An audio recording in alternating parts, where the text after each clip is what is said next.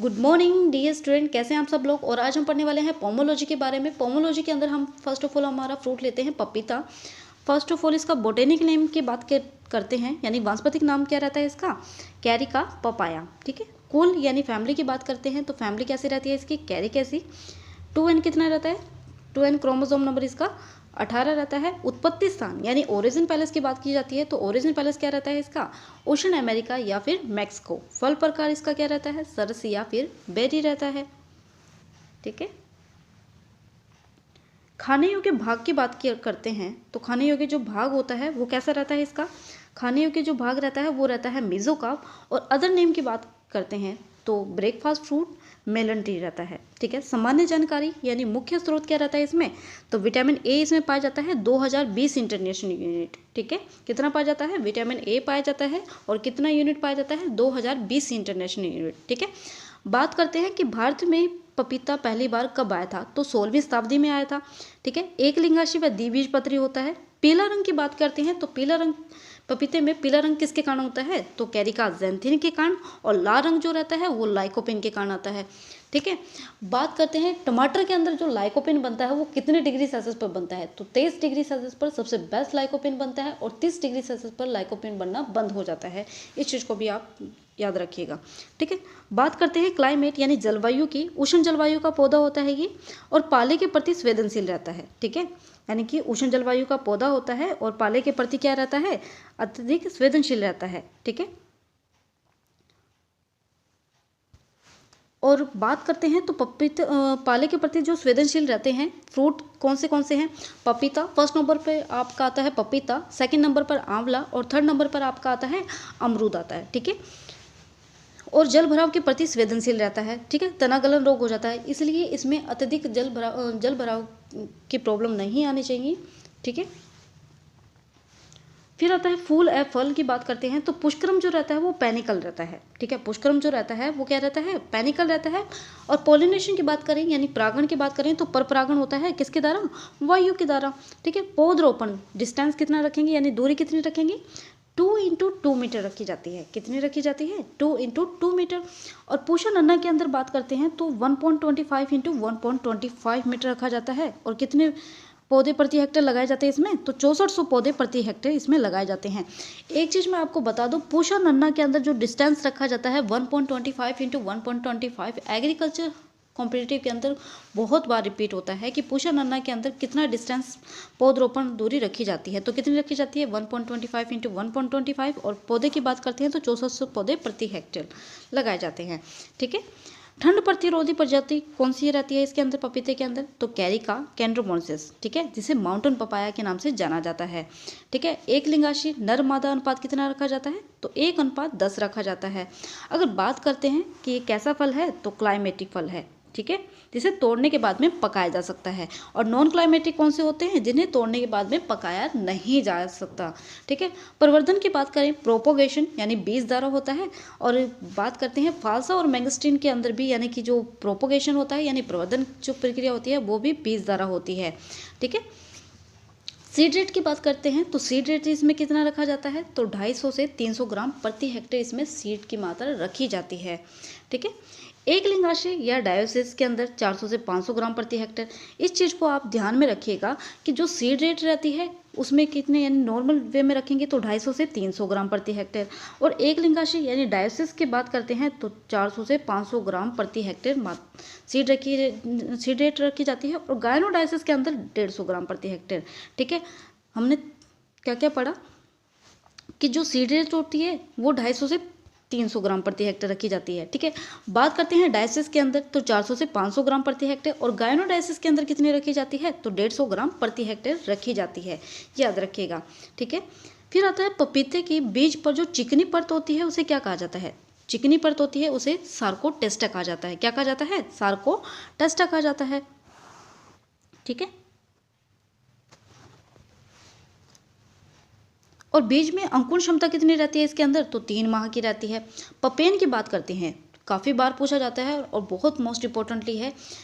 पहला क्वेश्चन तो ये कि पपेन किससे प्राप्त किया जाता है, तो कच्चे फलों से, पपीते के कच्चे फलों से जो प्राप्त लेटेक्स होता है यानी वाइट कलर का होता है ये। ठीक है। जब पपीता जो कच्ची अवस्था में होता है उस पर चीरा लगा दिया जाता है, लेकिन उसकी गुणवत्ता में तो कमी आ जाती है। जिस तरीके से अपने मार्केट में बेचेंगे तो वो उस रेट में, हाई रेट लेवल में नहीं बिकेगा। लेकिन इससे ये एक फ़ायदा हो जाता है, इससे पपेन अगर प्राप्त कर लेते हैं तो वो हाई क्वांटिटी में और हाई रेट में बेचा जा सकता है, जो कि बहुत ही पेट संबंधी रोगों के लिए बहुत ही फायदेमंद रहता है।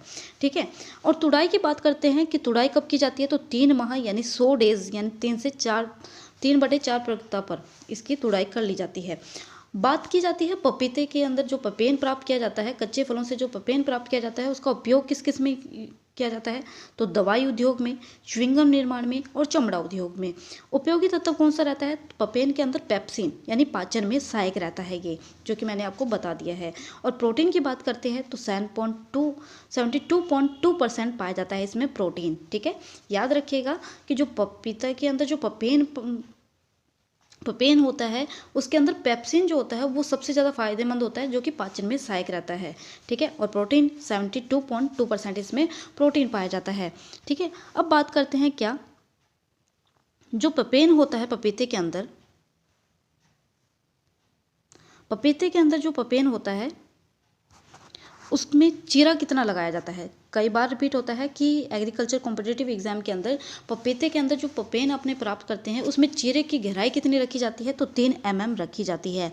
और एकत्र करने का समय जो रहता है, किस टाइमिंग पे एकत्र किया जाता है पपेन को, तो वो रहता है प्रातःकाल 6 AM to 9 AM के समय पर, यानी पपेन प्राप्त किया जाता है। सर्वाधिक पपेन वाली जो किस्म है CO5 रहती है।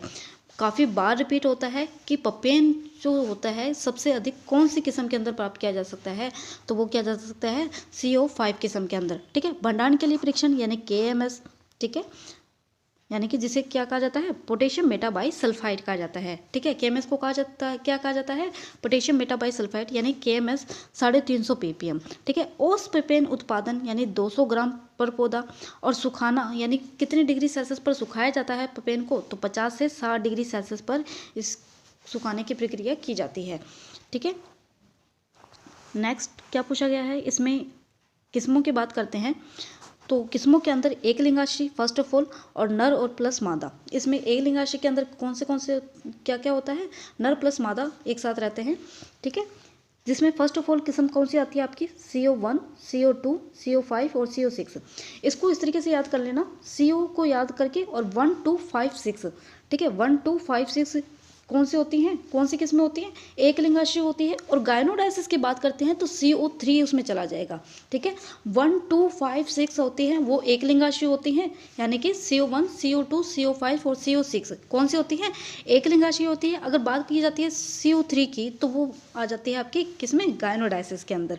ठीक है, फिर आता है आपका पूषा नन्ना, जो कि गृह वाटिका, किचन गार्डन व गमले में लगाने हेतु उपयुक्त किस्म है। ठीक है, किस किस के लिए यूजफुल रहती है ये किस्म, तो पूषा नन्ना यानी कि गृह वाटिका, किचन गार्डन, गमले में लगाने हेतु उपयुक्त किस्म रहती है। और पूषा जॉइंट की बात करते हैं तो कैनिंग हेतु उपयुक्त, टूटी फ्रूटी कैंडी बनाने हेतु उपयुक्त, यानी कि इस किस्म का यूज़ किया जाता है। ठीक है, पूषा डिवाफ और पंजाब स्वीट। ठीक है, पूषा डिवाफ हो गया, पंजाब स्वीट हो गया और डीजे नाइट हो गया। ठीक है, एक लिंगाश्री किस्म कौन सी पढ़ी हमने, CO1, CO2, CO5, CO6। CO3 किस में चली जाएगी, गायनोडाइसिस के अंदर चली जाएगी। ठीक है, फिर दूसरी पूषा नन्ना, जिसमें हमने अपनी डिस्टेंस कितना पढ़ा था, 1.25 इंटू 1.25। ठीक है, ये हमने डिस्टेंस पढ़ा था, जो कि गृह वाटिका, किचन गार्डन, गमले में लगाने हेतु उपयुक्त किस्म है। पूषा जॉइंट की बात करते हैं तो कैनिंग हेतु उपयुक्त व टूटी फूटी व कैंडी बनाने हेतु उपयुक्त किस्म होती है। सेकंड पूषा डिवार्फ और पंजाब स्वीट। ठीक है, और डीजे नाइट। ठीक है, नन्ना, जॉइंट, डिवार्फ, पंजाब स्वीट और डीजे नाइट, इस तरीके से आप इजिली तरीके से एक लिंगाश्री वाली वैरायटी है याद कर सकते हैं। ठीक है, नेक्स्ट क्या पूछा गया है कि गायनोडाइसिस वाली, गायनोडाइसिस के बारे में पढ़ें तो मादा प्लस उभयलिंगी दोनों एक साथ रहते हैं। ठीक है, CO3 इसके अंदर आती है आपकी variety, CO3 Surya, Taiwan, red lady, Coorg honeydew, sunrise solo, Pusa delicious, Pusa majesty और वाशिंगटन। ठीक है, जब आप इन किस्मों को एक एक करके और रोज़ाना रिपीट करेंगे, रिवीजन करेंगे तो आपको ईजिली तरीके से याद हो जाएगी। और मैं आपको इसकी ट्रिक भी बता दूंगी किस तरीके से आप याद कर सकते हैं आसानी से। ठीक है, एक लिंगाशय हमने याद कर ली। गायनोडाइसिस वाली में क्या था कि CO3, ठीक है, CO3 Surya Taiwan red lady, Surya ने ताइवान रेड लेडी, ठीक है, Surya Taiwan red lady. Coorg honeydew, sunrise solo, Pusa delicious और पूषा मेजेस्टी, ठीक है, 3-3 या 2-2 करके याद करेंगे तो आपको इजीली तरीके से याद हो जाएगा, ठीक है। फिर आता पूषा मेजेस्टी। पूषा मेजेस्टी की क्या विशेषता है कि निमेटोड प्रतिरोधी रहती है ये। और सेकंड क्या है, वाशिंगटन, ठीक है। CO3 Surya Taiwan red lady, Surya Taiwan red lady, Coorg honeydew, sunrise solo, Pusa delicious, ठीक है, और पूषा मेजेस्टी, और लास्ट में आता है वाशिंगटन। ओके, नेक्स्ट क्या है इसके अंदर कि नॉट टार्चेनिक किसमें कौन सी है, तो रैम्बो और सनैप है, ठीक है, रैम्बो और सनैप है। जो हमने वैरायटियाँ याद करी उसकी ट्रिक क्या बन जाएगी कि सूर्य के ताप में सनराइज के साथ, सूर्य के ताप में सनराइज के साथ वाशिंगटन, लास्ट में हमने कौन सी वैरायटी पढ़ी थी, वाशिंगटन, तो वाशिंगटन आ गया। स्वीट पंजाब रेड लेडी ने हनी के साथ डेली मज़े लिए, ठीक है, तो ये ट्रिक बन जाएगी जो हमने ऊपर वैरायटियाँ याद करी है कि सूर्य के ताप में सनराइज के साथ वाशिंगटन में स्वीट पंजाब रेड लेडी ने हनी के साथ डेली मज़े लिए, ठीक है। और वैरायटियाँ क्या होती है, अर्का सूर्या, अर्का प्रभाव, रांची में हथरस गोल्ड, ठीक है, अर्का सूर्या आ गई, अर्का प्रभाव आ गई, रांची होगी और हथरस गोल्ड, ठीक है। वैरायटियों को आप रोज़ाना रिपीट करेंगे, रोज़ाना रिवीजन करेंगे तो आपके लिए इजी बन जाएगी। और ट्रिक मैंने आपको बता दी है किस तरीके से आप याद कर सकते हैं इजीली तरीके से, ठीक है। रोग की बात करें,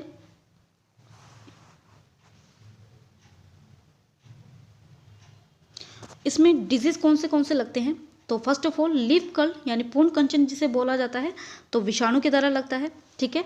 और रोगवाहक कौन सा होता है, सफ़ेद मक्खी रहता है, ठीक है। लीफ कर्ल जिसे पूर्ण कंचन कहा जाता है, विषाणु के कारक कौन सा है, विषाणु, और रोगवाहक कौन सा है, सफ़ेद मक्खी, ठीक है।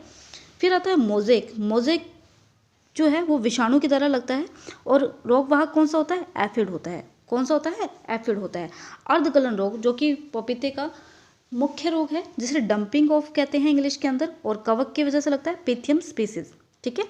फिर आता है तना गलन रोग, तना गलन रोग जो है वो भी कवक की वजह से, फाइटोप्थेरा स्पीसीज की वजह से, ठीक है। नेक्स्ट क्वेश्चन वापस मैं रिपीट कर देती हूँ, जो रोग लगते हैं पपीते के अंदर, first of all leaf curl, second mosaic, third अर्धगलन और फोर्थ तना गलन रोग, ठीक है। लीफ कर्ल और मोजेक लगते हैं वो विषाणु की तरह लगते हैं, और अर्धगलन जिसे डंपिंग ऑफ कहते हैं, और तलागलन जो रोग है वो आपका किसकी वजह से लगता है, कवक की वजह से लगता है, ठीक है। फिर आता है अगला नोट, यानी कि पपीते में ओजस तति प्राप्त करने हेतु पपीते में ओजस तति प्राप्त करने हेतु सहोदर संगम, ठीक है, यानी सिब मेटिंग अपनाई जाती है, ठीक है। पपीते में ओजस स्थिति प्राप्त करने हेतु सहोदर संगम यानी सिब मेटिंग अपनाई जाती है जो कि मोस्ट इंपॉर्टेंट रहती है, ठीक है। फिर आता है कंफ्यूज वैरायटी जो कि बहुत ज़्यादा इंपॉर्टेंट है, देखते हैं कौन सी है। कंफ्यूज वैरायटी जो पपीते के अंदर आती है वो कौन सी है, सूर्या यानी पपीता, सूर्य जो होती है वो पपीते की होती है। अगर पूछा जाए पूषा सूर्या तो वो रहती है आपकी किसकी, आम की रहती है, ठीक है। सूर्या होती है वो पपीते की होती है, और पूषा सूर्य जो होती है वो होती है आपकी किसकी, आम की। वाशिंगटन की बात की जाती है तो पपीता की होती है, और वाशिंगटन नेवल जो आ जाए तो वो होती है माल्टा की, ठीक है। वाशिंगटन नेवल किसकी होती है, माल्टा की, ठीक है। कॉर्ग हनीड्यू की बात की जाती है तो वो होती है आपकी किसकी, पपीते की, और कॉर्ग की बात की जाती है तो संतरे की होती है। कुर्ग की बात की जाती है तो किसकी होती है, संतरे। कुर्ग हनीड्यू पपीता और कुर्ग संतरा, ठीक है। पूषा मेजेस्टी वो होती है आपकी पपीते की, और डिवार्फ मेजेस्टी जो होती है वो होती है आपकी किसकी, केले की, ठीक है। पूषा मेजेस्टी पपीता और डिवार्फ मेजेस्टी होती है वो होती है आपकी केला, ठीक है। अर्का मेजेस्टी जो होती है वो होती है आपकी किसकी, अंगूर की, ठीक है। पूषा मेजेस्टी पपीता, डिवार्फ मेजेस्टी केला, और अर्का मेजेस्टी किसकी होती है, अंगूर की होती है। अगर बात की जाती है इसका स्टोरेज यानी भंडारण कब किया जाता है पपीते का, तो 13 से 14 डिग्री सेल्सियस तापमान पर इसका स्टोरेज किया जा सकता है, ठीक है। ये हुआ हमारा पपीता कंप्लीट। नेक्स्ट टॉपिक आता है हमारा क्या, अमरूद के बारे में, ठीक है। अमरूद के बारे में पढ़ते हैं तो इसका वानस्पतिक नाम की बात की जाती है तो वानस्पतिक नाम क्या रहता है इसका, सीडियम गावाजावा, सीडियम गावा इसका बोटेनिकल नेम रहता है। कुल की बात करते हैं तो कुल क्या रहता है इसका, मेरिटेसी रहता है इसकी फैमिली, ठीक है। 2n यानी कि क्रोमोसोम नंबर कितना रहता है, तो 22 रहता है, द्विगुणित रहता है, ठीक है, द्विगुणित होता है 2x, ठीक है। उत्पत्ति स्थान यानी ओरिजिन पैलेस क्या रहता है इसका, अमरूद का, तो दक्षिण अमेरिका, ठीक है, दक्षिण अमेरिका, ठीक है।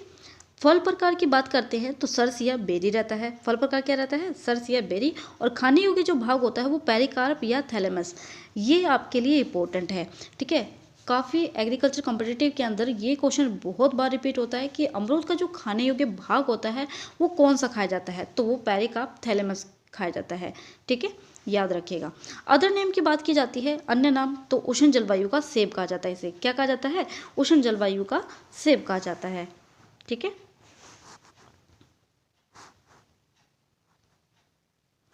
नेक्स्ट की सामान्य जानकारी की बात करते हैं तो मुख्य स्रोत कौन सा रहता है, तो विटामिन सी रहता है।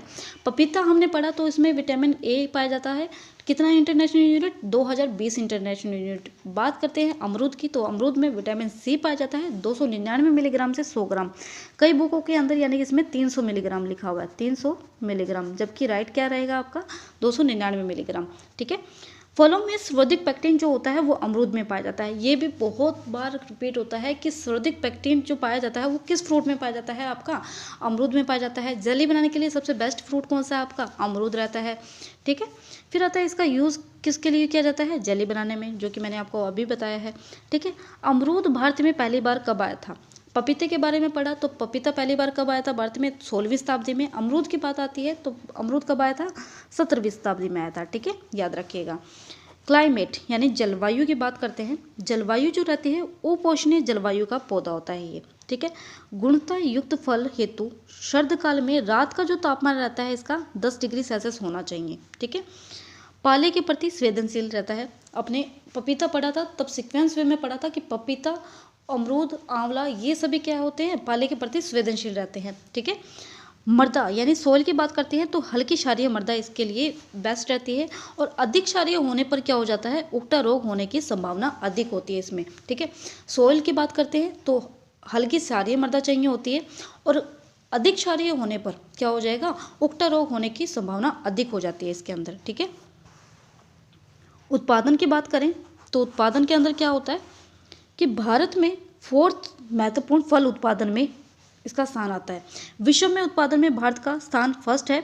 और भारत में सर्वाधिक उत्पादन कहाँ होता है अमरूद का, उत्तर प्रदेश के अंदर। प्रचलित क्षेत्र कौन सा है, सहारनपुर, उत्तर प्रदेश, ठीक है। राजस्थान में सर्वाधिक कहाँ पे होता है, तो सवाई माधोपुर के अंदर। सवाई माधोपुर के अंदर सर्वाधिक अमरूद का उत्पादन होता है, ठीक है।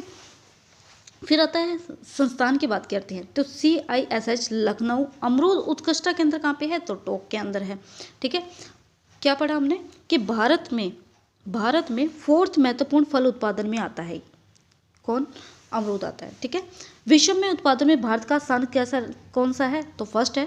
भारत में सर्वाधिक उत्पादन कहाँ पे होता है अमरूद का, उत्तर प्रदेश के अंदर। प्रचलित क्षेत्र की बात करते हैं, कई बार पूछ लिया जाता है कि प्रचलित क्षेत्र कौन सा है। उत्तर प्रदेश में तो उत्पादन होता ही होता है, लेकिन प्रचलित क्षेत्र कहाँ पे है, तो सहारनपुर, उत्तर प्रदेश। एग्रीकल्चर सुपरवाइजर 2018 के अंदर ये पूछा गया था कि किन्नू का उत्पादन सर्वाधिक कौन से क्षेत्र में होता है, तो वहाँ पे लिखा हुआ था ऑप्शन के अंदर हनुमानगढ़ और गंगानगर, राइट आंसर माना था, ठीक है। उसी तरीके से आपको ये भी पता होना चाहिए कि प्रचलित क्षेत्र कौन सा है। उत्पादन तो उत्तर प्रदेश में होता ही होता है, लेकिन प्रचलित क्षेत्र कौन सा है, तो सहारनपुर, याद रखिएगा। अगर बात करते हैं तो राजस्थान के बारे में पूछा जाए तो आप बता देंगे कि वो होता है आपका राजस्थान के अंदर कहाँ पे, सवाई माधोपुर के अंदर। संस्थान अपनों पढ़ लिया है कि लखनऊ है। और अमरूद उत्कृष्टता के अंदर जो है वो आपका है कहाँ पे, टोक के अंदर, ठीक है। प्रवर्धन यानी प्रोपोगेशन की बात करते हैं तो व्यावसायिक प्रवर्धन जो होता है वो स्टूलिंग यानी माउंट लेयरिंग या ढेरी दाब विधि होता है, ठीक है। स्टूलिंग यानी कि माउंट लेयरिंग या फिर ढेरी दाब विधि, ओके।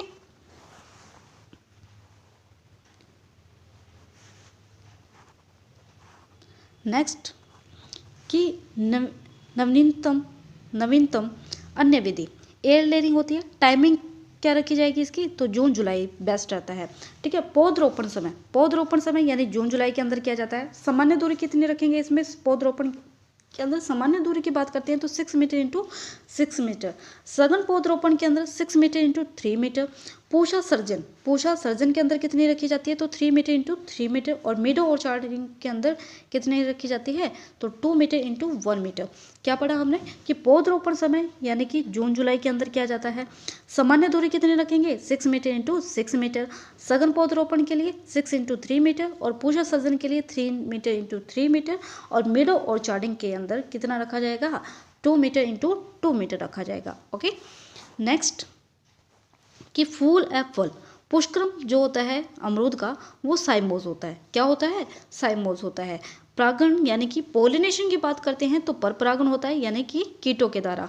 अमरूद में फलन जो होता है वो नई वृद्धि वाली शाखाओं पर होता है। पूछा जाए कि अमरूद में फलन जो होता है वो कौन सी शाखा पर होता है? तो नई वृद्धि वाली जो शाखाएं होती है उस पर होता है। ठीक है,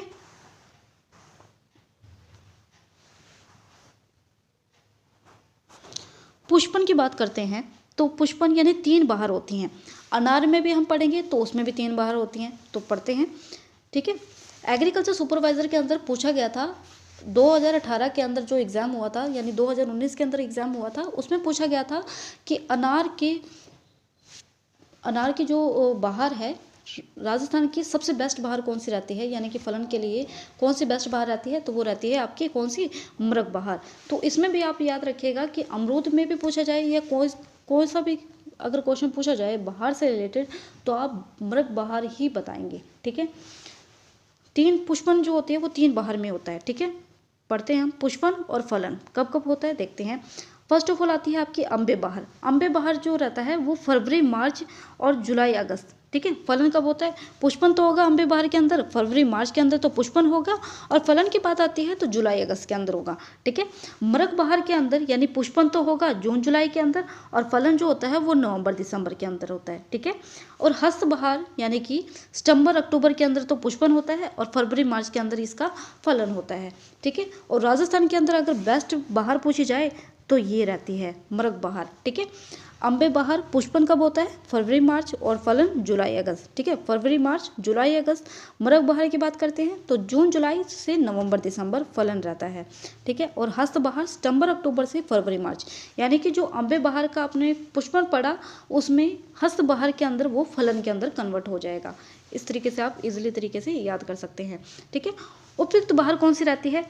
मृग बहार रहती है। क्यों रहती है? क्योंकि इसमें जो पानी की आवश्यकता होती है बहुत ही लो वे पे भी अगर रहेगी, अगर कम पानी रहेगा तब भी हम इसकी यानी कि स्विंग कर सकते हैं इजीली वे पे। ठीक है, तो इसलिए राजस्थान के अंदर सबसे बेस्ट बहार जो रहती है वो रहती है आपकी कौन सी बहार रहती है? मृग बहार सबसे बेस्ट मानी जाती है। इसमें जैसे कीट वगैरह लगते हैं वो भी बहुत कम मात्रा में लग पाते हैं, इतना नुकसान नहीं होता। जबकि अम्बे बहार जो रहती है उसमें कीट वगैरह बहुत ज़्यादा लगते हैं, बहुत नुकसानदायक रहती है, इसलिए मृग बहार सबसे बेस्ट बहार मानी जाती है। ठीक है, बहार नियंत्रण के लिए NAA 100 ppm प्लस 10 से 15% यूरिया का छिड़काव किया जाता है 50% फूल आने पर। कब करेंगे? 50% जब फूल आ जाएंगे तब करेंगे। ठीक है, किस्में की बात करते हैं तो पहले ट्रिक पढ़ लेते हैं, क्योंकि जब हमने पपीता पढ़ा तो ट्रिक हमने बाद में पढ़ी, तो उसी वे पे इसके अंदर हम पहले पढ़ लेते हैं जिससे आपको ईजी रहे याद करने में कि कौन सी वैरायटी इसमें कवर हो जाएंगी आपकी। फर्स्ट ऑफ ऑल लखनऊ के ललित और श्वेता ने इलाहाबाद को चित किया। लखनऊ के कौन थे? ललित और श्वेता थे, उन्होंने इलाहाबाद को चित कर दिया। ठीक है, तो देखते हैं कौन सी वैरायटियां हमारी कवर होती हैं इस ट्रिक से।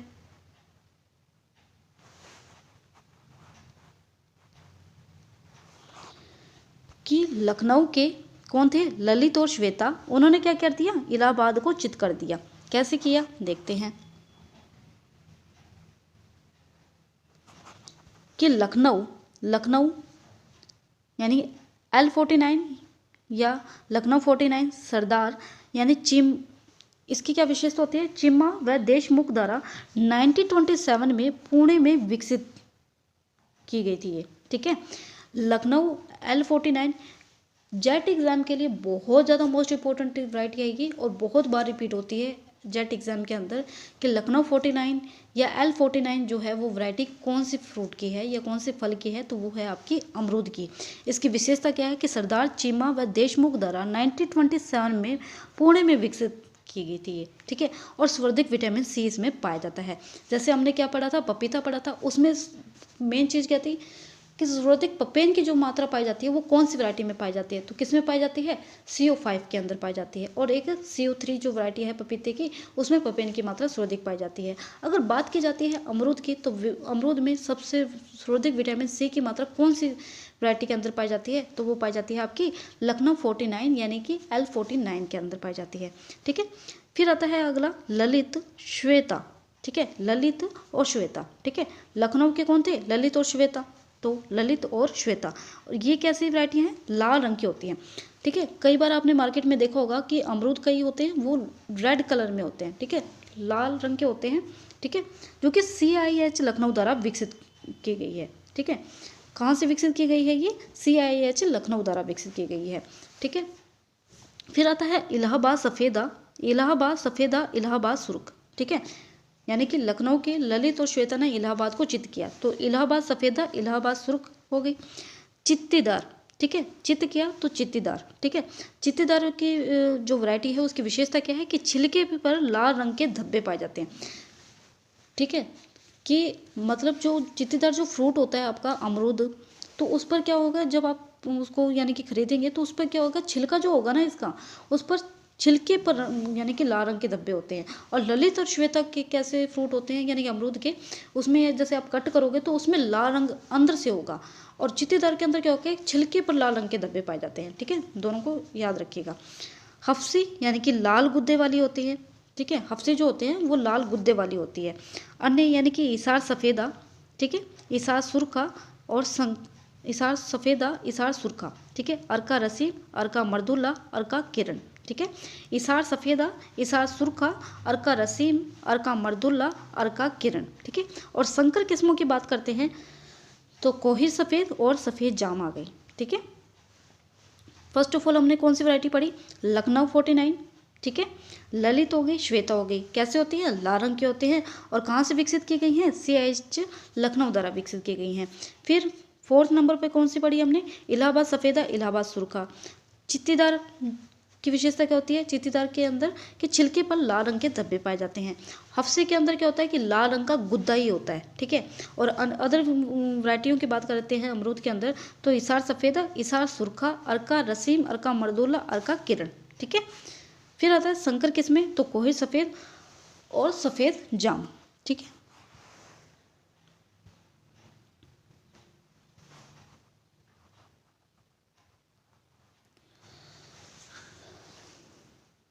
नेक्स्ट यानी कि कंफ्यूज करने वाली कौन सी है, तो अर्का मर्दुल्ला जो कि अमरूद की वैरायटी है, और मर्दुल्ला जो है वो है आपकी किसकी, अनार की है, ठीक है। अर्का मर्दुल्ला है वो है आपकी अमरूद की, और मर्दुल्ला की बात करते हैं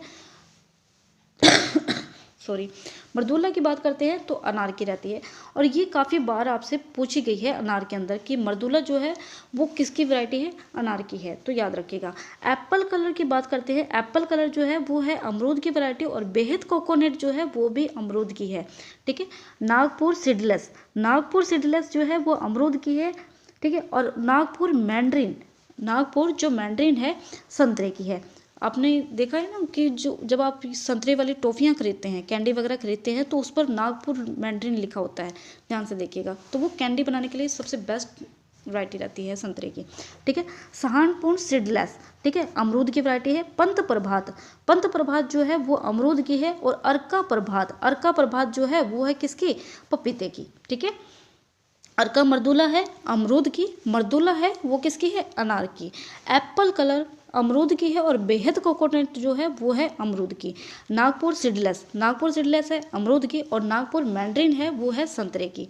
सहारनपुर सीडलेस अमरूद, और पंत प्रभात अमरूद, और अर्का प्रभात की बात करते हैं तो पपीते की होती है, ठीक है। अब इसके अंदर हम क्या देखते हैं, रोगों के बारे में अध्ययन करते हैं, ठीक है। फर्स्ट ऑफ ऑल इसके अंदर कौन सा रोग लगता है, तो उकटा रोग, ठीक है। कवक की वजह से लगता है, कौन सा होता है, तो फ्यूजेरियम ऑक्सीस्पेरियम, ठीक है, फ्यूजेरियम ऑक्सीस्पेरियम, FSP पेसिड, ठीक है।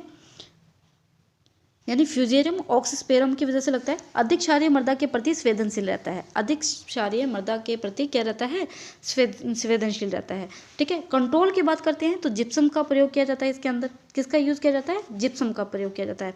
प्रतिरोधी किस्म जो रहती है वो कौन सी रहती है? L49 इलाहाबाद सफेदा। L49 और इलाहाबाद सफेदा रहती है। प्रतिरोधी मूलवंत यानी कि चाइनीज अमरूद यानी कि कौन सा रहता है? सीडियम फ्रिडचेरेस्थेनियम। ठीक है। सीडियम फ्रिडरिचेस्थेनियम। ठीक है। और जैविक नियंत्रण यानी कि एस्परजिलम नाइजर ट्राइकोडर्मा द्वारा। ठीक है। यानी फर्स्ट ऑफ ऑल यानी उगटा रोग जो रहता है वो आपका कवक की वजह से लगता है। ठीक है। किसकी वजह से लगता है? कवक की वजह से। फ्यूजेरियम ऑक्सीस्पेरियम। ठीक है। और अधिक क्षारीय मृदा के प्रति संवेदनशील रहता है। कंट्रोल की बात करते हैं तो जिप्सम का प्रयोग करना चाहिए। प्रतिरोधी किस्म कौन सी होती है? तो L49 इलाहाबाद सफेदा। प्रतिरोधी मूलवंत कौन सा रहता है? तो चाइनीज अमरूद यानी सीडियम फ्रिडरिचेस्थेनियम। और जैविक नियंत्रण की बात करते हैं तो एस्परजिलस नाइजर ट्राइकोडर्मा द्वारा। ठीक है। दैहिक विकार, दैहिक विकार के बारे में पढ़ते हैं तो दैहिक विकार कौन सा रहता है इसमें? ब्रोंजिंग। ब्रोंजिंग यानी कि जिंक की कमी की वजह से लगता है। ठीक है।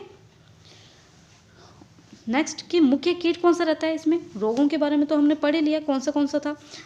मुख्य कीट कौन सा रहता है इसमें? तो फल मक्खी यानी कि ब्रैक्टोसेरा स्पीसीज। ब्रैक्टोसेरा स्पीसीज यानी बरसात में अधिक होता है ये। ठीक है। नोट यानी कि अमरूद की बीज रहित किस्म। अमरूद की जो बीज रहित किस्म होती है वो आंशिक बीज रहित होती है। ठीक है। अमरूद की बीज रहित किस्म पूर्णतः आंशिक बीज रहित होती है। ठीक है।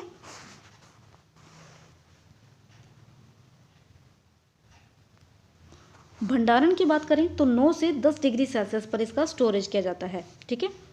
अनार के बारे में पढ़ते हैं तो अनार का जो वानस्पतिक नाम रहता है वो क्या रहता है? प्यूनिका गर्नेटम। क्या रहता है? प्यूनिका गर्नेटम रहता है।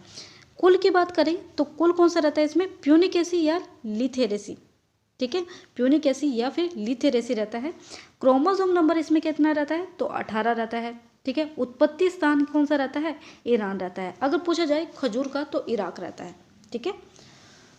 फल प्रकार इसमें कौन सा रहता है? तो फल प्रकार जो रहता है इसमें बालुस्ता रहता है। कौन सा रहता है? बालुस्ता। अनार का बोटेनिकल नेम प्यूनिका गर्नेटम। फैमिली प्यूनिकेसी या लिथरेसी रहता है। क्रोमोसोम नंबर इसका 18 रहता है। उत्पत्ति स्थान ईरान रहता है। अगर पूछा जाए खजूर का तो इराक रहता है। फल प्रकार यानी बालुस्ता रहता है। और खाने योग्य भाग जो रहता है वो एरिल या जूसी सीड कोड रहता है। ठीक है। नेक्स्ट कि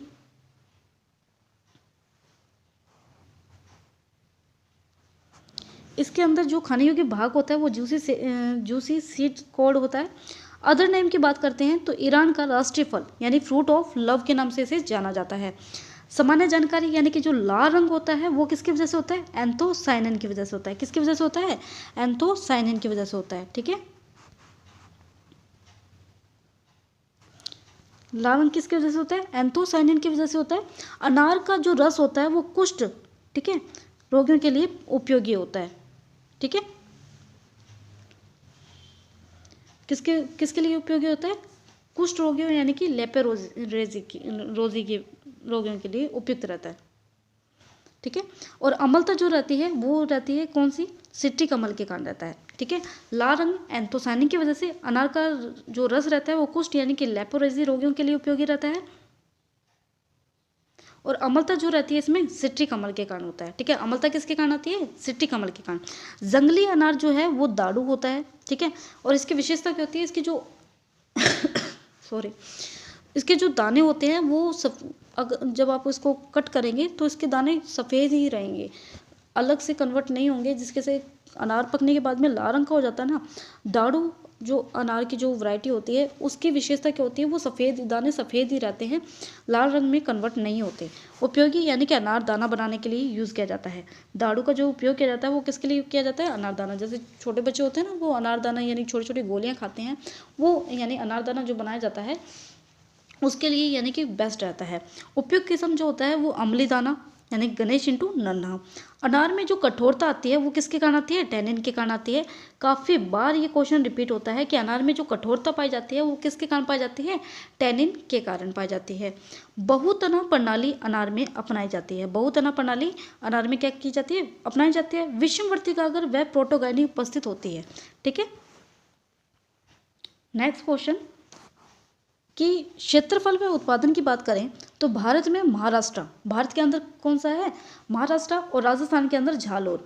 यानी क्षेत्रफल व उत्पादन के अंदर भारत के अंदर कौन सा है, महाराष्ट्र, और राजस्थान के अंदर कौन सा है, झालोर है। एनआरसी नेशनल रिसर्च सेंटर कौन सा है अनार का, तो सोलापुर महाराष्ट्र, सोलापुर महाराष्ट्र। ठीक है, इंपॉर्टेंट है, इसको याद रखिएगा। एनआरसी अनार सोलापुर, अनार का कहाँ पे है, NRC national research centre Solapur Maharashtra के अंदर है। मोस्ट इंपॉर्टेंट है, कई बार पूछा गया है। एक तो एनआरसी यानी कि नेशनल रिसर्च सेंटर, और एक उत्कृष्टा के अंदर। उत्कृष्टा के अंदर की बात करते हैं तो डिंडोल बस्सी जयपुर के अंदर है। कहाँ पे है, डिंडोल बस्सी जयपुर के अंदर है।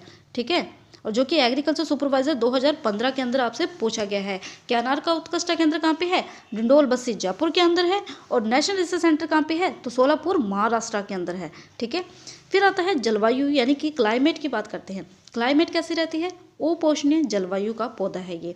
पाला, लवणीय, क्षारीय व मृदा व सूखे को सहन करने की क्षमता पाई जाती है।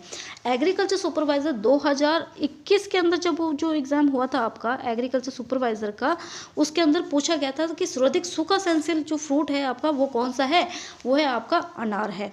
ठीक है, प्रवर्धन की बात करते हैं। प्रवर्धन की हार्डवुड कटिंग यानी कठोर काष्ठ कलम है। ठीक है, हार्डवुड कटिंग यानी कि कठोर काष्ठ कलम, यानी प्रोपोगेशन मेथड क्या रहता है इसमें, कठोर काष्ठ कलम यानी कि हार्डवुड कटिंग यूज़ की जाती है। जड़ फुटाने के लिए IBA@2000 ppm का यूज़ किया जाता है। अन्य विधि यानी कि एयर लेयरिंग और उत्तक संवर्धन। ठीक है, अन्य विधि कौन सी है, एयर लेयरिंग और उत्तक संवर्धन। ठीक है, पौधरोपण दूरी कितनी रखते हैं, तो पौधरोपण दूरी 5 मीटर इंटू 5 मीटर रखी जाती है। और समय की बात करें तो फरवरी मार्च या नवंबर दिसंबर इसमें समय रहता है। ठीक है, बात करते हैं फूल व फल की। फूल व फल यानी पुष्करम यानी कि हाइपोथेडियम कहलाता है। पुष्करम कौन सा होता है, हाइपोथेडियम। और परागण यानी कि पोलिनेशन की बात करें तो पर परागण यानी कि कीटों के द्वारा इसमें पोलिनेशन होता है। ठीक है, बहार यानी कि अमरूद में हमने पढ़ चुके हैं।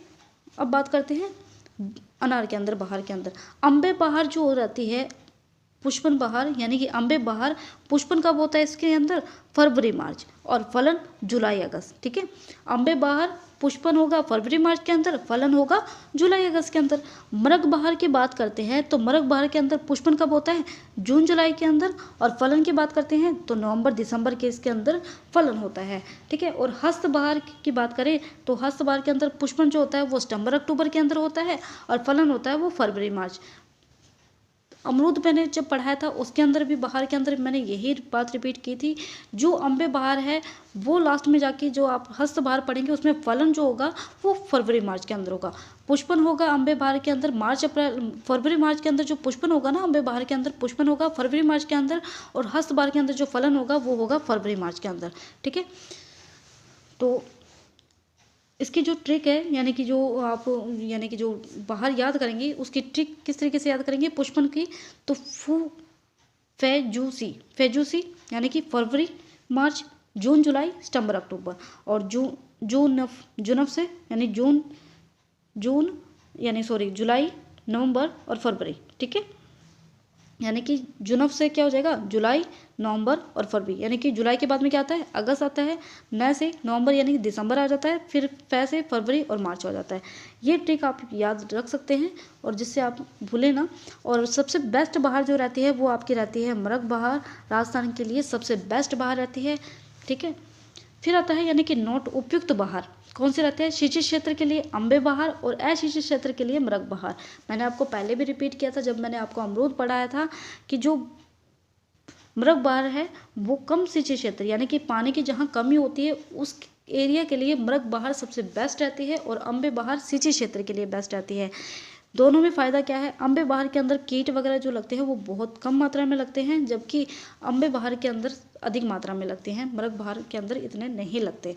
ठीक है, बहार नियंत्रण के लिए NCERT के हिसाब से देखिए तो थ्रेल का यूज़ किया जाता है @ 1 से 2 ml/लीटर। ठीक है, और उत्पादन बढ़ाने हेतु शीर्ष भाग को काट लिया जाता है।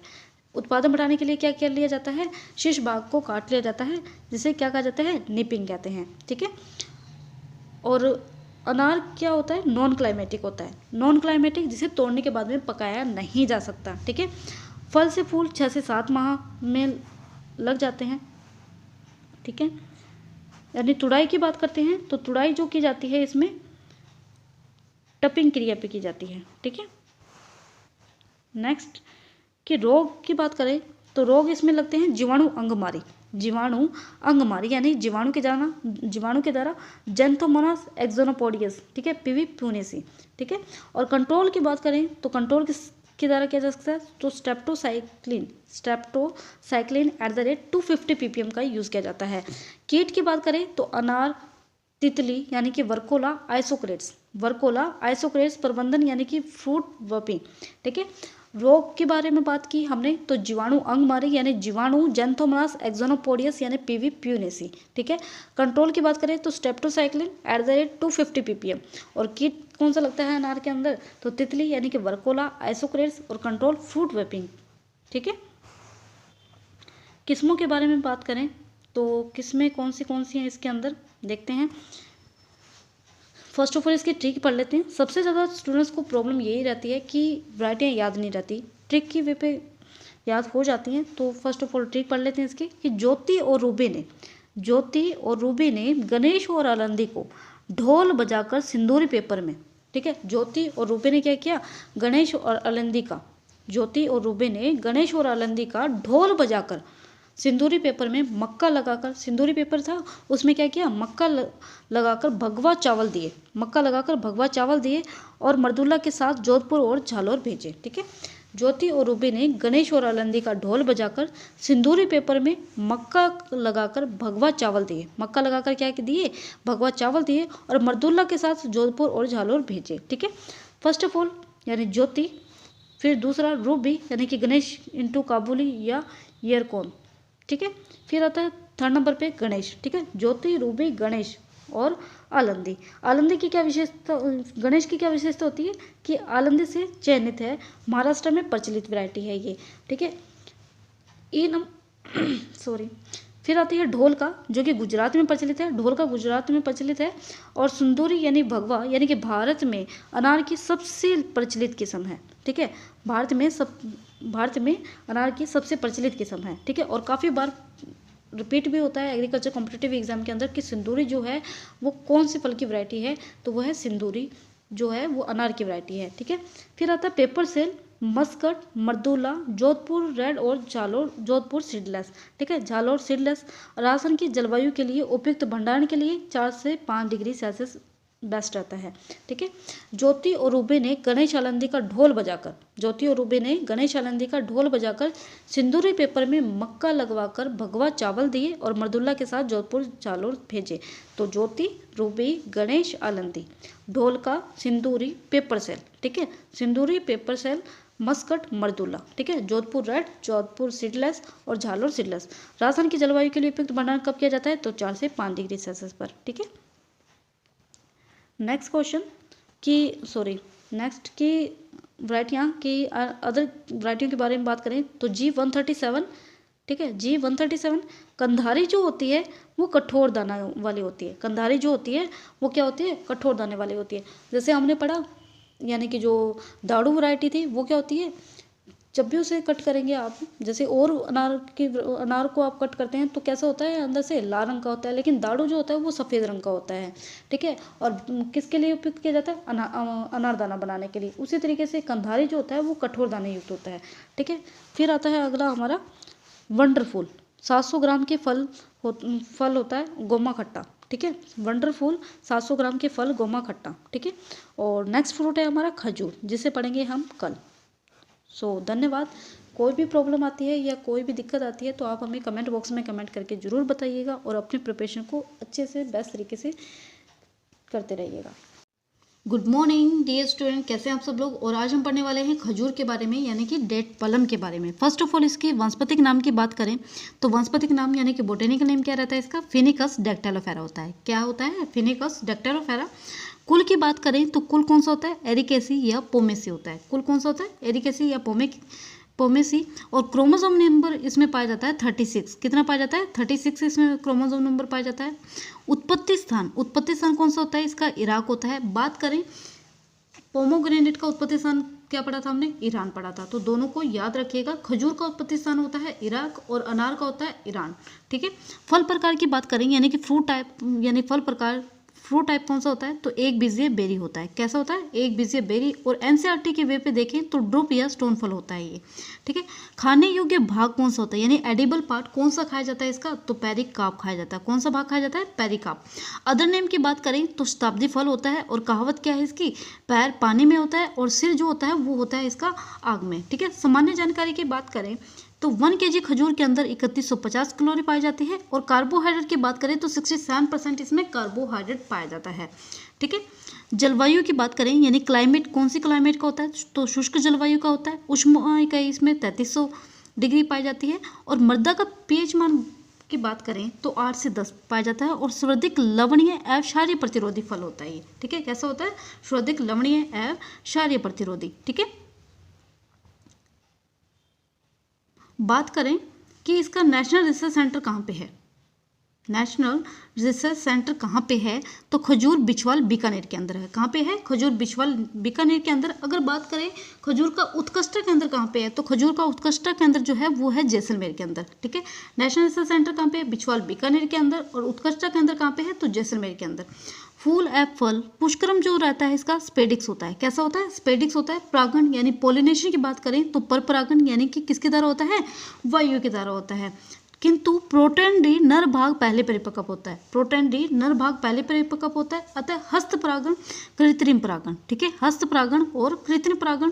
पुष्पन का जो समय रहता है, पुष्पन का समय कौन सा रहता है, मार्च और अप्रैल रहता है। और फल कैसा रहता है इसका, खजूर का, तो क्लाइमेटिक होता है। क्लाइमेटिक और नॉन क्लाइमेटिक के बारे में हम पढ़ चुके हैं।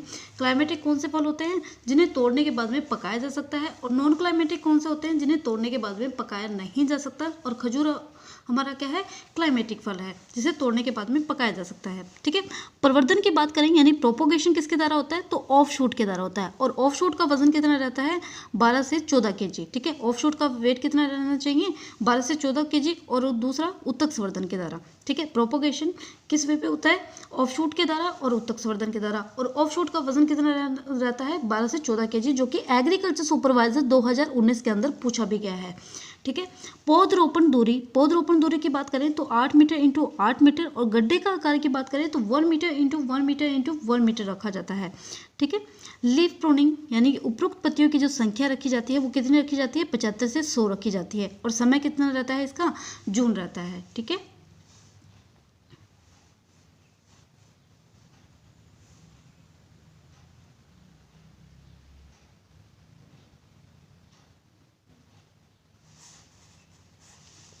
नोट यानी कि ताड़ी व डिबस पेय पदार्थ बनाए जाते हैं। इससे क्या बनाए जाते हैं, ताड़ी व डिबस पेय पदार्थ बनाए जाते हैं। और खजूर की तुड़ाई अवस्था की बात करें, खजूर की कौन सी अवस्था में इसकी तुड़ाई की जाती है, तो देखते हैं कौन सी अवस्था में तुड़ाई की जाती है।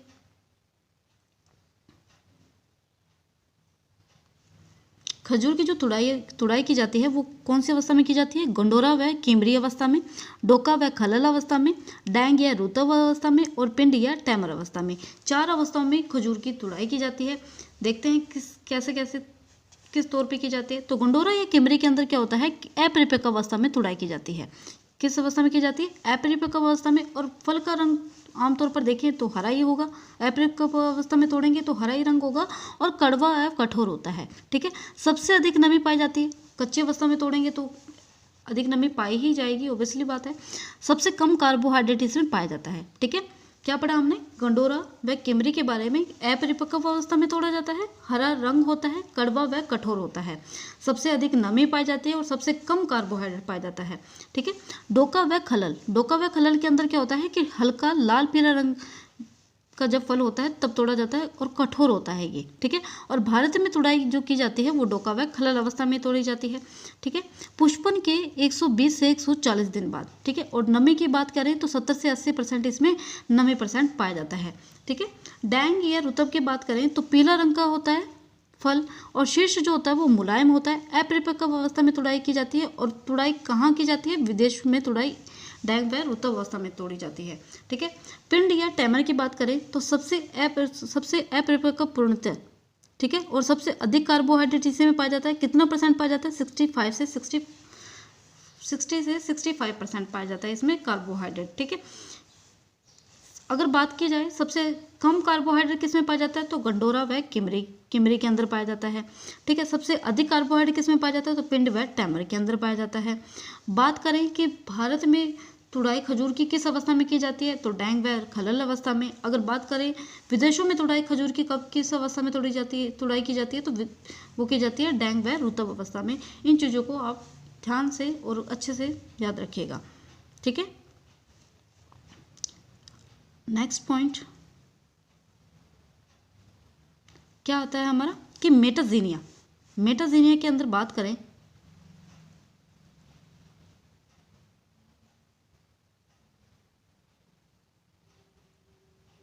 मेटाजीनिया किसे कहा जाता है, तो मेटाजीनिया जो होता है वो क्या होता है, परागकणों का फलों की गुणवत्ता पर असर पड़ता है। परागकणों का फलों की गुणवत्ता पर असर पड़ता है, उसे क्या कहा जाता है, मेटाजीनिया कहा जाता है। क्या कहा जाता है, मेटाजीनिया। परागकणों का फलों की गुणवत्ता पर जो असर पड़ता है उसे कहा जाता है मेटाजीनिया। किस्मों की बात करें, किस्में कौन सी होती है, तो खाने के उपयोग में जो ली जाती है वो कौन सी ली जाती है, हलावी ली जाती है, खुनेजी ली जाती है, बरही ली जाती है और खल्लास ली जाती है। कौन सी अवस्था ली जाती, कौन सी ली जाती है, हलावी, खुनेजी, बरही और खल्लास। खाने के उपयोग में कौन सी वैरायटी ली जाती है, हलावी हो गया, खुनेजी हो गया और बरही हो गया और खलास हो गया। और अगर बात करें इसमें TSS % कितना पाया जाता है, तो 24 से 25% इसमें TSS पाया जाता है। ठीक है, खाने के उपयोग में जो ली जाती है वो हलावी, खुनेजी, बरही, खलास ली जाती है। TSS 24 से 25% पाया जाता है, याद रखिएगा। काफ़ी बार रिपीट होती हैं ये वैरायटियाँ खजूर के अंदर, इसलिए मैंने बार बार इसको रिपीट किया है कि आपको ईजिली वे पे याद हो जाए। नेक्स्ट कि मुलायम फल वाली जो उनसे होती है वो कौन सी होती है, इन किस्मों में सुक्रोज शर्करा पूर्ण रूप से अपघटित हो जाती है। इन किस्मों में क्या हो जाते हैं, मुलायम फल वाली जो होती हैं इन किस्मों में सुक्रोज शर्करा, यानी कि मुलायम फल वाली होंगी तो आमतौर पर है ही है कि मिठास तो होगी इसी वे पे कि सुक्रोज शर्करा पूर्ण रूप से अपघटित हो जाती है। एग्जाम्पल तौर पे देखिए कौन सी वैरायटी है, हलावी हो गया, जाहिदी हो गया, जगलूल हो गया और खदरावी हो गया।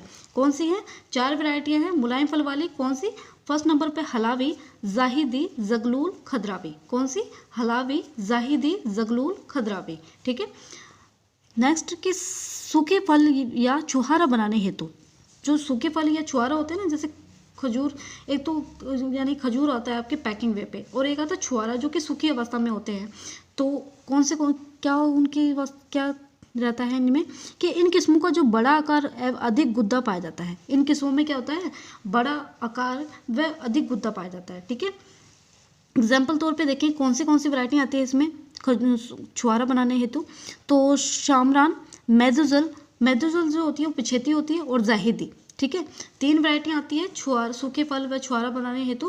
कौन सी, शामरान और मेदुजल और जाहिदी। और इन किस्मों की विशेषता क्या होती है, इनका जो आकार होता है वो बड़ा होता है और गुद्दा अधिक पाया जाता है। ठीक है, प्रसंकरण हेतु यानी कि प्रिजर्वेशन वे पे देखें तो आकर्षक रंग व अधिक गुद्दा कौन सी वैरायटियाँ होती हैं, ये देखते हैं कि हयानी, चिपचैप, सूर्या, जामली और सगाई।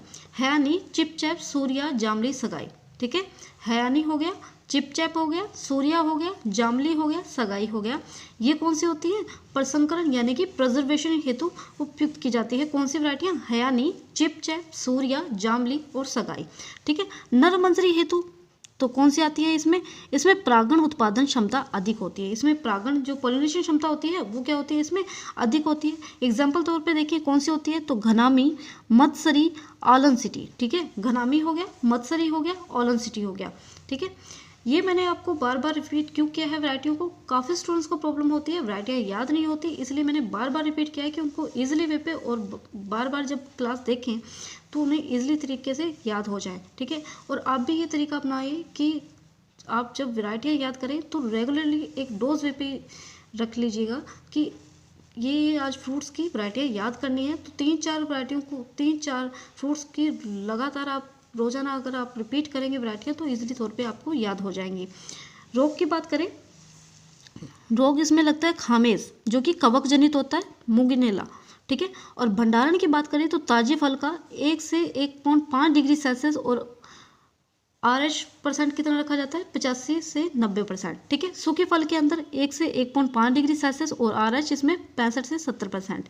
ठीक है, ताजे फल के अंदर RH कितना रखा जाता है, 85 से 90% और सूखे फल के अंदर 65 से 70%। ठीक है, और डिग्री सेल्सियस दोनों में कॉमन ही रहेगा।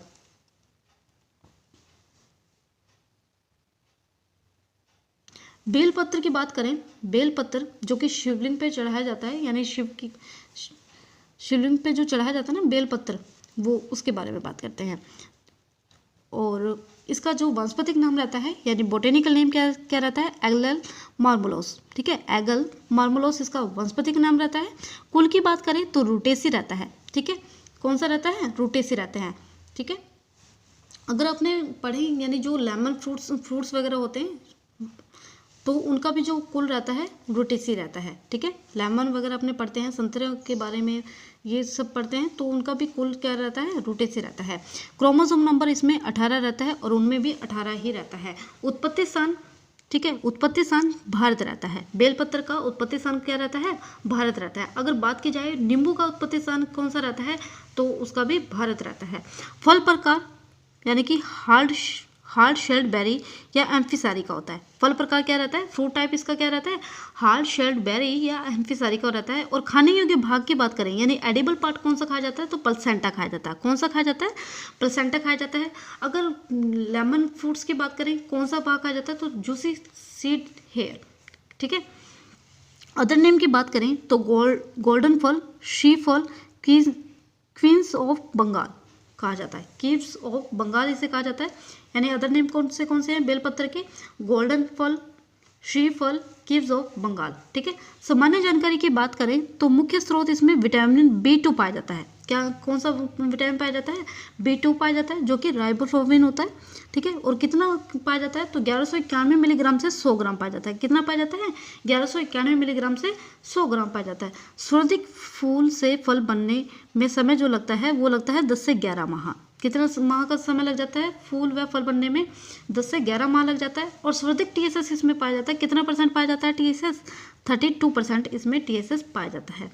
उपयोगी तत्व मार्मोलोसिन होता है। ठीक है, उपयोगी तत्व कौन सा होता है, मार्मोलोसिन होता है पाचन हेतु, जो कि एग्रीकल्चर सुपरवाइजर 2015 के अंदर पूछा गया है कि जो बेलपत्र होता है आपका, उसमें जो पाचन हेतु जो उपयोगी तत्व पाया जाता है वो कौन सा होता है, मार्मोलोसिन होता है। ठीक है, अब उन्होंने पपीता कल पढ़ा था, तो वो भी पाचन संबंधी हेतु उपयोग किया जाता है। कौन सा जो पेपेन पाया जाता है उसमें उपयोगी तत्व कौन सा था, पाचन हेतु पेप्सिन था। ठीक है, और बेलपत्र के अंदर कौन सा है, मार्मोलेसिन है।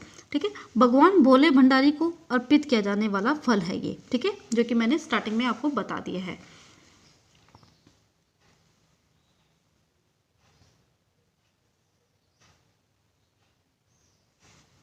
जलवायु की बात करें तो शुष्क जलवायु का फल होता है ये। और मृदा का पीएच मान की बात करें तो मृदा का पीएच मान 5 से 10, अम्लीय एवं क्षारीय मृदा प्रतिरोधी होता है। ठीक है, प्रवर्धन यानी कि प्रोपोगेशन की बात करें तो पेचकलकायन इसमें प्रवर्धन यानी प्रोपोगेशन मेथड होता है। और बात करें आंवले के अंदर तो उसमें भी यानी कि प्रोपोगेशन पेचकलकायन के द्वारा ही होता है। टाइमिंग की बात करें तो जून जुलाई, और रोपण दूरी की बात करें तो 6 मीटर इंटू 6 मीटर रखी जाती है। ठीक है,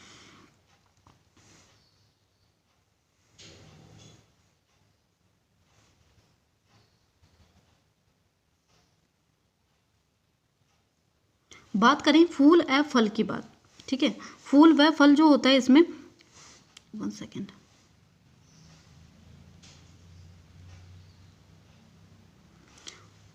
फूल व फल की बात करें यानी पुष्पन जो होता है वो मार्च अप्रैल के अंदर, और फलन जो होता है इसमें अप्रैल मई के अंदर लगता है।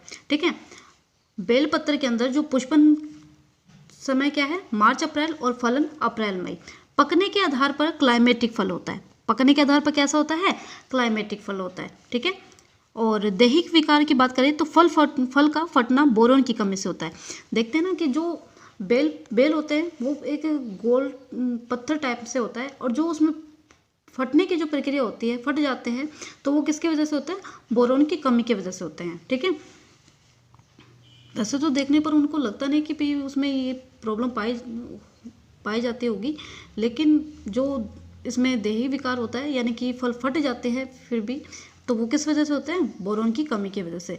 ठीक है, नरेंद्र बैल 5 नरेंद्र बैल 6, ठीक है, CISHB 1 पंत उर्वशी, ठीक है, पंत अर्पणा, पंत शिवानी, कागजी पतला छिलका होता है इसका कागजी का, और पंत सुजाता और मिर्जापुरा, ठीक है।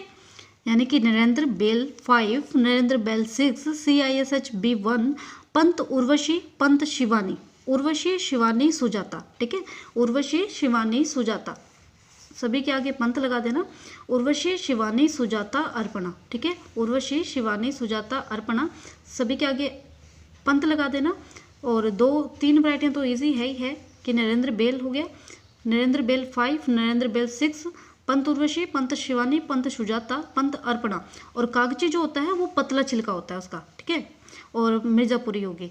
फिर आता है यानी कि कंफ्यूज, फिर आता है CISH द्वारा जो विकसित वैरायटियाँ हैं इसकी कौन सी है, CIAH द्वारा जो विकसित है वो कौन से, तो गोमा यशी, थार दिव्या और थार नीलकंठ, ठीक है, गोमा यशी, थार दिव्या, थार नीलकंठ, ठीक है। नेक्स्ट जो हम पढ़ने वाले हैं वो है हमारा बेर के बारे में।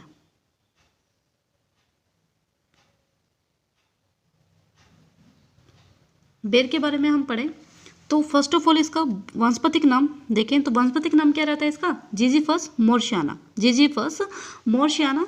कुल की बात करें तो रेमिनेसी होता है, कुल कौन सा होता है इसका, रेमिनेसी होता है।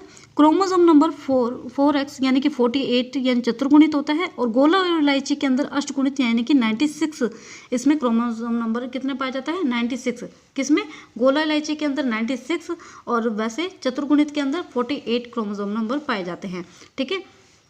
फिर आता है उत्पत्ति स्थान, उत्पत्ति स्थान इसका कौन सा होता है, तो मध्य एशिया भारत, ठीक है, मध्य एशिया भारत है, ठीक है। फिर और एग्रीकल्चर सुपरवाइजर के अंदर क्वेश्चन पूछा गया था इसके अंदर कि कौन सा फल स्वदेशी फल है, तो वो था आपका बेर, तो इसको भी याद रखिएगा। और नेक्स्ट आता है कि फल का प्रकार जो है वो ड्रुप या अस्टिल या स्टोन है, फल प्रकार कौन सा है इसका, ड्रुप अस्टिल स्टोन है। खाने योग्य भाग यानी कि एडिबल जो पार्ट खाया जाता है वो कौन सा होता है, पेरिकाप होता है, कौन सा होता है, पेरिकाप। और अदर नेम की बात करें यानी कि शुष्क फलों का राजा इसे कहा जाता है, शुष्क फलों का राजा, ठीक है, राजस्थान में फलों का राजा, गरीब का सेब और चाइनीज डेट पम, ठीक है। याद रखिएगा इसके जो अदर नेम है वो बहुत ज़्यादा मोस्ट इंपॉर्टेंट है, जैसे आप टमाटर के बारे में, टमाटर के जो अदर नेम है बहुत ज़्यादा मोस्ट इंपॉर्टेंट है वेजिटेबल के अंदर, जो कि हर बार हर साल रिपीट होते हैं एग्रीकल्चर सुपरवाइजर के अंदर। 2019 के अंदर पूछा गया था कि गरीब का संतरा किसे कहा जाता है, ठीक है, गरीब का संतरा किसे कहा जाता है, तो टमाटर को कहा जाता है। और एग्रीकल्चर सुपरवाइजर 2021 के अंदर पूछा गया था उसकी वैरायटी से रिलेटेड कि पंजाब छुआरा किसकी वैरायटी है, तो टमाटर की है। उसी तौर पे बेर के अंदर जो अदर नेम है इसके बहुत ज़्यादा इंपॉर्टेंट है, तो इसको याद रखिएगा, ठीक है। शुष्क फलों का राजा, राजस्थान में फलों का राजा, गरीब का सेब और चाइनीज डेट पम इसे कहा जाता है, ठीक है। सामान्य जानकारी, ठीक है, बेर में मुख्य स्रोत यानी विटामिन C इसमें पाया जाता है। बेर जो होता है वो कैंडी बनाने के लिए उपयुक्त होता है, ठीक है। जलवायु की बात करें, जलवायु कौन सा होता है इसमें, जलवायु रहती है यानी क्लाइमेट जो रहती है वो शुष्क जलवायु का पौधा होता है। एक आपका अनार हो गया, एक खजूर हो गया, और एक आपका पोमोग्रेनेट हो गया। इनका जो क्लाइमेट रहता है वो बहुत ज़्यादा मोस्ट इंपॉर्टेंट है, काफ़ी ज़्यादा एग्रीकल्चर कॉम्पिटिटिव एग्जाम में बहुत बार रिपीट होता है, तो इसको याद रखिएगा। खजूर, बेर और अनार की जलवायु कैसे चाहिए होती है, तो शुष्क जलवायु का पौधा होता है, ठीक है। और एग्रीकल्चर सुपरवाइजर 2021 के अंदर पूछा गया था सर्वाधिक सूखा सहनशील फल कौन सा है, उसमें बेर नहीं दे रखा था, ऑप्शन में अनार अंगूर वगैरह कुछ दे रखा था, तो उसमें अनार सर्वाधिक सूखा सहनशील है, तो उसमें राइट अनार मान रखा था, ठीक है।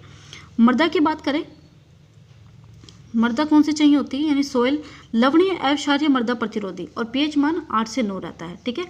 लवणीय एवं क्षारीय मृदा प्रतिरोधी होता है ये, और पीएच मान 8 से 9 होता है, ठीक है।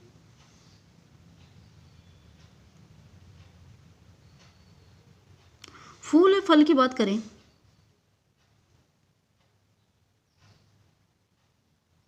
फूल या फल की बात करें तो फूल या फल यानी फल जो होता है पुष्करम जो होता है वो साइमोज या फेसिकल होता है, ठीक है। परागण यानी कि पॉलिनेशन की बात करें तो पर परागण यानी कि किसके द्वारा होता है, कीटों के द्वारा होता है। और पुष्पन यानी कि पुष्पन जो होता है यानी फ्लावर्स अगस्त से सितंबर, फूल से फल बनने में जो समय लगता है वो कितना लगता है, 150 दिन, ठीक है, यानी कि 5 माह का लगता है। और फल कौन सा होता है, नॉन क्लाइमेटिक होता है, ठीक है। बहुत बार मैं रिपीट कर चुकी हूँ और इस चीज़ को याद रखिएगा कि नॉन क्लाइमेटिक और क्लाइमेटिक कौन से फ्रूट्स होते हैं, ठीक है। फिर आता है बेर में परागबंधता की समस्या पाई जाती है, ठीक है। प्रवर्धन की बात करें, प्रोपोगेशन बहुत ज़्यादा मोस्ट इंपॉर्टेंट है, बहुत बार रिपीट होता है। बेर का प्रोपोगेशन मेथड किस वे पे होता है, तो रिंग या छल्ला कलकायन यानी कि व्यावसायिक विधि है। और प्रूनिंग की बात करें तो कठोर प्रूनिंग, हैवी प्रूनिंग होती है इसमें। और समय कब होता है प्रूनिंग का, अप्रैल मई। और टाइमिंग